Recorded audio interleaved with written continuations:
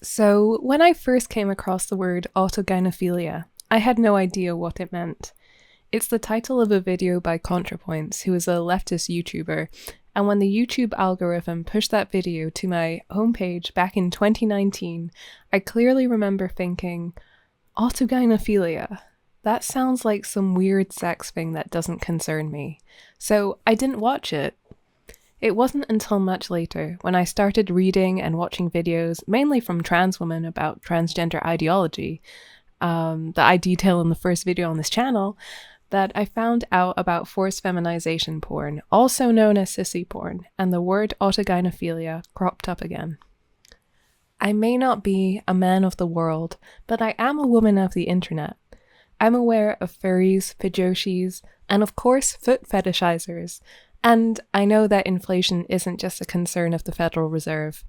I really want to convey that I know there are online sexual subcultures, and I just ignore them, out of disinterest, much in the way I first ignored the mention of autogynephilia by way of ContraPoints' video. Before I talk specifically about what autogynephilia is, I just want to draw a distinction between fetishes and paraphillias, as we tend to use these terms interchangeably. Fetishes are atypical sexual arousal regarding either an inanimate object or a certain part of the body, with three of the most common fetishes being feet, hair, and hands. It's really hard to find out what percentage of the general population have fetishes because there are issues with self-reporting and people not actually acting on them. Part of the fantasy is that the reality will never match it, but it's fair to say that fetishes are not uncommon. Paraphilias, on the other hand, are broadly defined as sexually arousing fantasies, urges, or behaviors that are recurrent, intense, and cause significant distress, or interfere with important areas of functioning. Paraphilic behaviors are distinct in that another person cannot consent to them. Autogynephilia is a paraphilia. The Diagnostic and Statistical Manual of Mental Disorders, otherwise known as the DSM-5, lists autogynephilia under the umbrella of transvestic disorder. Whilst transvestic disorder is described as sexual arousal from cross-dressing, autogynephilia specifically is a man's sexual arousal at the fantasy of himself as a woman. Autogynephilia goes beyond clothing. It's a man who wants to inhabit the body of a woman, to have breasts, a vagina. Even thinking about themselves as having a woman's slightly smoother skin or effeminate mannerisms can be a turn-on for autogynephiles. The first video I actually watched about autogynephilia was this one, called Autogynephilia: The Truth, and I would recommend that everyone watch this video in full. He explains his experience of autogynephilia, and I've picked out 3 key parts of the video which illustrate how it works. So yeah, what happened when I was younger, when I was pretending to be a female and acting out sexually and become very fantasized and it was like a fetish, what happened was everyone sort of has an erotic target location, which is essentially in order for humans to have sex, we need to have an erotic location. So for I'm going to do a normal person, a sort of normally developed person, your erotic target location in your brain is mapped onto another person. So as for a heterosexual male, the erotic target location is a female. It is something that is outside. It is something that is outside of a person. Okay. Whereas for me, I had an error in this. My brain, when I was acting out as a female, the target location began to reflect on myself. So my target location became me. I am sexually attracted to myself, and because I was acting out as a female, I became sexually attracted to myself as a female, autogynephilic. It's very difficult because relationships, especially. I've had sort of three main relationships with females. I class myself as heterosexual to some degree, but in reality, when I look at these girls, I'm actually mapping. My brain is saying that's what you want to become as a person. So when I look at a girl, a female, I'm actually in my brain, I'm going, no, that's what I want to look like. I'm not actually attracted to them. I'm attracted to the thought of me being them. The idea of transitioning into a female, and you're basically becoming your sexual attraction. And I can only imagine that. It comes with a lot of problems. You know, you're actually it's a mental. You know, when you change into a female, it's sort of all a mental thing, because every time someone affirms you as a female, it's like a sexual hit. So like if someone changed into a female, it was autogynephilic, and and someone came up to them and said, "You look beautiful today, darling, dear, whatever," it would be like a sexual hit, because you're being affirmed of a female, and that is a sexual stimulus, and it gives you sort of, when you have something like this, it's not easy to come forward to people and to admit that this is what you have. I'm not going to say it's a mental illness, but it is certainly a disorder. It's not actually meant to happen. In regards sort of tackling the issue of autogynephilia, sex change, for me personally, I don't wish to pursue a sex change. I don't take away from anyone who actually is pursuing this. I think there's better ways of sort of dealing with it. I think management, as well as actually just coming to terms with yourself, I think that could be much more effective. I think if a lot more autogynephiles came forward, actually began to look at Blanchard's theory and actually understand that it is what is happening, it would be a lot easier to cope with, because more people would be aware of it, and there'd be a lot more support groups out there, and even counsellors would be aware of it, and I think it would just make the world a much better place. This guy is so thoughtful and eloquent, and I think what he has done here is really brave. He knows he is male, and what he experiences has nothing to do with what it means to be a woman. And he's right, that there should be a proper treatment and research into autogynephilia. Transitioning is not the answer. It's also not a rare phenomenon.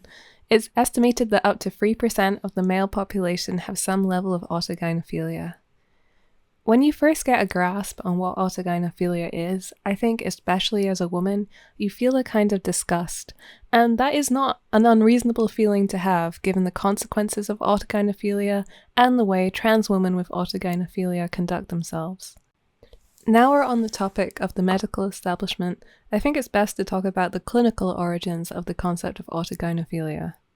So it was first observed by Dr. Ray Blanchard, who is a Canadian-American sexologist and is best known for his research on paraphillias and transsexualism. Blanchard noticed that there were broadly two types of men who came to his clinic in pursuit of sex reassignment surgery. The first were autogynephiles, and the second were what he called homosexual transsexuals. This is known as Blanchard's typology. These two groups had very different characteristics. The autogynephiles were much older when they came to transition. They were attracted to women. They were far less successful at passing as women. They dressed how their ideal woman would dress, which is to say, overtly sexual and feminine. They often worked in very male-dominated industries like academia and engineering, and had a fair amount of success as men in their chosen career. When it comes to experiencing gender dysphoria, they would retcon their past and plant memories of them always feeling like a woman from a young age. Autogynephiles are also much more likely to go through with sex reassignment surgery. On the other hand, the homosexual transsexuals are a lot younger when they would come to transition, and had felt dysphoric about being born male from a fairly young age. They were attracted to men. They were far better at passing as women. They tended to dress in a way that would attract men, and these men were naturally effeminate and physically tended to be shorter and slighter compared to autogynephiles. Homosexual transsexuals are essentially men who believe that they have to present as women in order to date and have relationships with men. So, going back to Blanchard's typology, we have this duality of men, autogynephiles and homosexual transsexuals. Both of these men are seeking the same thing, but coming from completely different starting points, and for different reasons. Even though they do not make up the majority of trans women, you are more likely to come across homosexual transsexuals as a representation of trans women in mainstream media and social media. They are the face of the movement, whilst the much older autogynephiles use their social capital and finances to lobby trans policies into law. It's important to note that the medical establishment as a whole did not ask themselves if sex reassignment surgery was morally right, or if it fundamentally threatened women's rights. Men who have autogynephilia have other conditions that interact with it, such as OCD and autism, and the medical establishment didn't treat any of these fundamental behaviors. Furthermore, sex reassignment surgery doesn't affect suicide outcomes. There appears to be this honeymoon period post-surgery, and then as the years go by, the reality sets in. The transgender phenomenon originates from majority male doctors condoning another man's desire to change sex, and also making them believe that this is possible. The modern-day trans movement stance on autogynephilia is that it doesn't exist, and that it is highly offensive to suggest that their identity is a fetish. They will compare it to how gay people were once vilified for being sexual deviants, and will shut down discussion about autogynephilia, citing it as the ultimate bad faith argument. When I was researching this video, a lot of the post-2015 academic papers I looked at would mention autogynephilia as being a transphobic term, and were calling to eliminate it or dismiss it as a typology. So, what evidence do I have? Well, I may not be a Canadian sexologist in my 70s with years of experience, but we do have access to numerous self-reports about autogynephilia, which we can use to substantiate Blanchard's typology.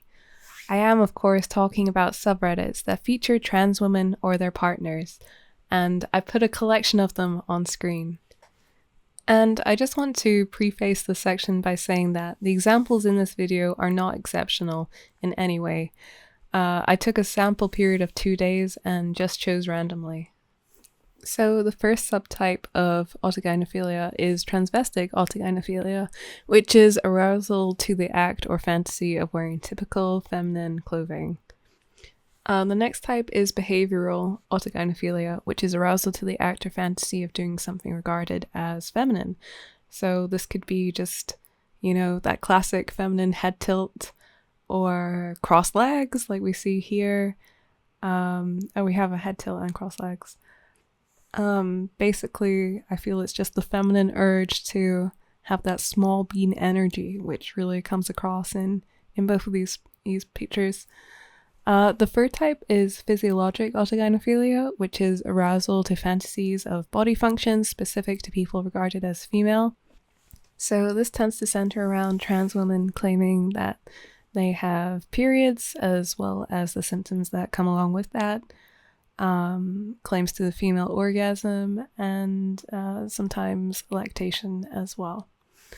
And the last type is anatomic autogynephilia, which is pretty straightforward. It is the arousal to the fantasy of having a normative woman's body or parts of one. The best thing about all these posts by trans women is that they are not coerced in any way. These are base male interpretations of what it is to be a woman. When I read posts from women who have ended relationships with trans women and have had time to reflect, they often say that they don't think their partner was ever in love with them. They think that their partner just wanted to be them. Before I learned about Blanchards typology and autogynephilia, I was a lot more open-minded when I would see images of trans women presenting in a overtly sexual and, I'll be honest, sloppy way. Trans women would explain this away as that awkward stage in transition where they are finding their style or going through a second puberty where they figure out their newfound girlhood. This kind of makes sense. Did I have an awkward teen phase where I wore too much eyeliner and tried out concealer as lipstick? Yes. However, this is far removed from the brazen, infantilizing way trans women gaze into the front camera, seemingly transfixed by their own reflection. But even still, I wrote it off as just a phase, as I had no other explanation, and it went against the media's image of trans women. Another way which trans women try to refute autogynephilia is by declaring that, actually, natal women experience autogynephilia as well. Trans woman Julia Serrano, who is the author of Whipping Girl, which is a seminal text for trans women, and the trans discourse, writes, "The fact that non-transsexual women exhibit patterns of arousal similar to those seen in transsexual women indicate that autogynephilic fantasies are neither transsexual specific nor paraphilic. Given this, there is no valid reason why Blanchard's term autogynephilia should be used to single out male-to-female transsexuals' fantasies and desires." The classic example of a woman experiencing autogynephilia they will give is a woman buying herself sexy lingerie and admiring herself in the mirror. The thing is that the whole mechanism behind autogynephilia is that the man tries to go outside of his own body to become female. That's a step that women don't have to do because they are already female and have a female body. Blanchard also does not believe that autogynephilia is found in natal females. He has collected a number of ways that trans women try to symbolize themselves as women, such as sexual fantasies of menstruation, giving oneself an enema whilst imagining the anus is a vagina, sitting in a girls' class at school, and knitting in the company of other women. I normally don't like speaking on behalf of all women, but on this subject I'm going to. Women don't pretend that their assholes are vaginas. But all of these examples that Blanchard gives are related to things that women have or do, but that natal women would never even consider to sexualize. On the topic of female sexuality, ContraPoints mentions in their own video on autogynephilia that unlike men, women will read and write erotic fiction in order to arouse themselves. ContraPoints is correct. Erotic fanfiction, in particular, is dominated by women. But what ContraPoints fails to note is that women will give their male love interest in these erotic novels not only a backstory, but their own thoughts and dreams. Men, on the other hand, don't do women a similar service when it comes to their arousal. And I think it is this ability of men to see women purely as sex objects which lends itself to autogynephilia. I think if you buy into the idea that trans women are women, then especially as a woman, you will naturally project your experience of sexuality onto the issue. As paraphillias are almost exclusively found in men, women are not thinking that this is something that they have to take into account. The media often presents us with trans women who have the resources to feminize themselves to a great degree, so they are your go-to archetype when you think of trans rights. Long before the current social justice trans movement, since the inauguration of the internet really, men have asked the eternal question, are traps gay? And if you don't know what a trap is, then a trap is a man who looks like a woman but has a penis. And as a woman, I never really understood how this was ever in doubt. In my circa 2008 SJW free mind, I understood that feminine men are still men, no matter what they wear or how they present themselves. However, many men seem to really struggle with this. For them, femininity is inherently bound to women. After all, it's the trappings of femininity which lead them to view these men as some form of women, and therefore it wasn't gay to be attracted to them. Well, there is a technical name for men who are attracted to males with both a penis and breasts, and this is called Gynoandromorphophilia. Let's just call it GAMP. Okay. Men with GAMP are equally attracted to natal women and feminized males on average. Just to be clear, these are heterosexual men who feel the same level of attraction towards females and feminized males. It is believed that men with GAMP have the capacity to become sexually interested in feminine males because they share the physical and behavioral characteristics with cisgender women.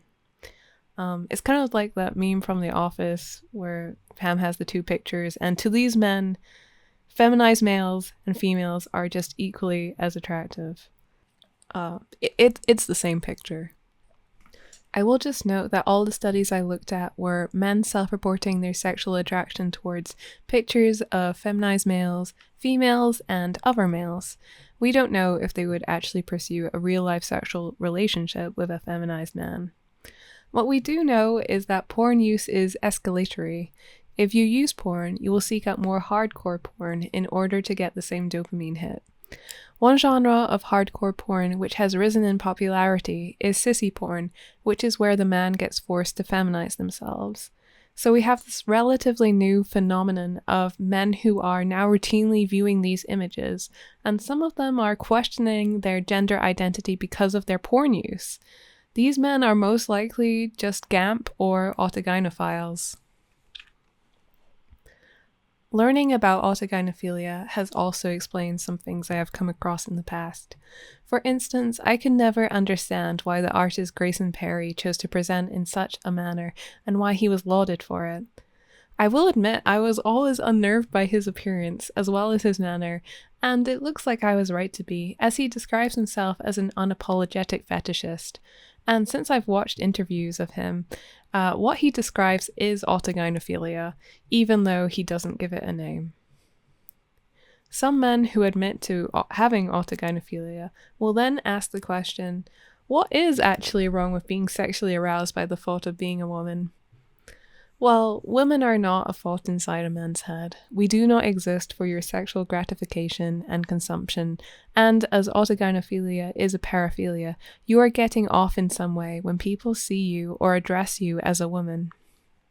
Furthermore, having one paraphilia means you are statistically likely to have other paraphilias. These are not fetishes, these are sexual behaviors which explicitly ignore consent. I will be honest, knowing about autogynephilia has increased my apathy for men as a class. I'm still a man respecter, but yeah. Also previously, when I would see a man in a dress, like the infamous Harry Styles photo shoot, I would think to myself, okay, it's not aesthetically pleasing, but it's great to see a gender non-conforming man. Now when I see a man in a dress, I'm like, oh no, is he getting some weird pleasure from this?